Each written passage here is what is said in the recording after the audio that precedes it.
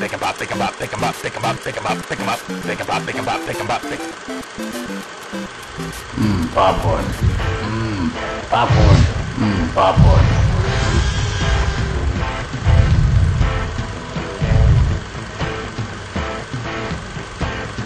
The Teenage Mutant Ninja Turtles.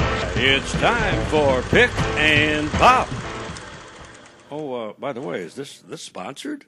Brad Fay here for Suns.com. On this edition of Pick and Pop, I'm joined by Jared Dudley, and we're counting down the top 5 epic films of all time. And a little disclaimer, we only did American films and only films made during our lifetime. So all you Lawrence of Arabia fanboys out there, cool it before you start sending me all those emails. You really get emails? No.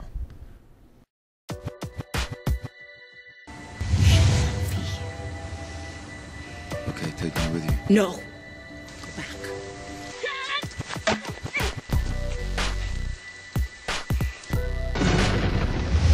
You know what's there? Waiting. Beyond that beach. Immortality!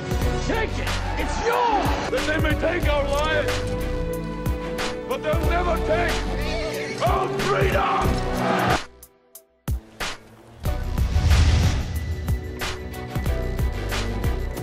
My name is Maximus Decimus Meridius.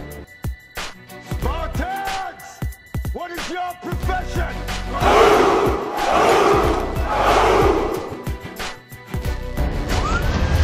My mother warned me about getting into calls with strange men.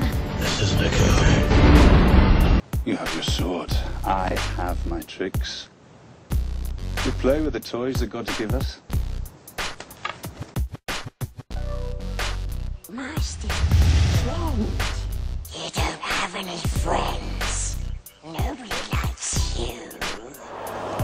Are you not entertained? Are you not entertained? So Jared, the way I saw it is, counted down, there are 3 criteria for what makes an epic movie. 1, it's got to be 2.5 hours long. Number 2, there's got to be some kind of inspirational or motivational speech. Number 3, and maybe most important thing, is at some point in the movie there needs to be 2 opposing sides running towards one another really, really fast. Would you agree with that assessment? Yeah, maybe not the 2.5 hours, but yeah, I do agree with that. For me, the top 5 of my top movies, you can watch them anytime. You can watch them at night, in the morning, when you're homesick, when you got friends and family over. They're classics. They're heroic in the sense of it gets chills in your body at times, and makes you want to go out and do something with the activity. It gets you pumped up sometimes. We have a lot of big stars, obviously, in our list between Russell Crowe, Brad Pitt. Do you feel that's important, that there is a big-name star attached to an epic, or is that not necessary?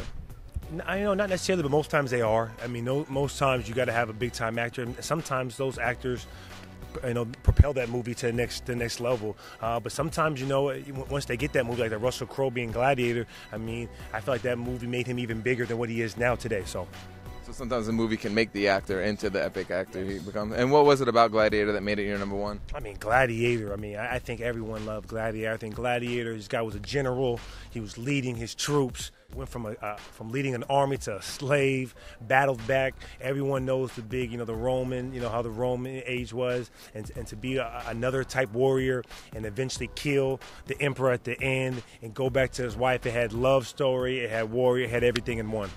And then we talked about our list beforehand. We were trying to come up with ideas for what movies we can come up with. And you weren't really into the whole Lord of the Rings thing. No. And I almost went uber geek on you and put like a Harry Potter movie in there too. Yeah. So you not having any of these movies, my last question for you, Jared Dudley, is what's your beef with wizards? No beef with wizards. I mean, for me, I like realistic movies. The Lord of the Rings, to me, it's not really that all realistic. Obviously you have the flying, different stuff going on. You got these good creatures I'm more of a guy that, could have happened in our day, that if I lived in that time, I could have been a part of it. I could see realistically how it is. So Lord of the Rings, if I was in junior high, elementary, I might have been more into it at that time. But for me, the Troys, the 300s, I could just see, hey, if I was in those ages, I could have been in those movies. I could have been a guy, possibly, going to war like that. Thanks, Jared. Appreciate it.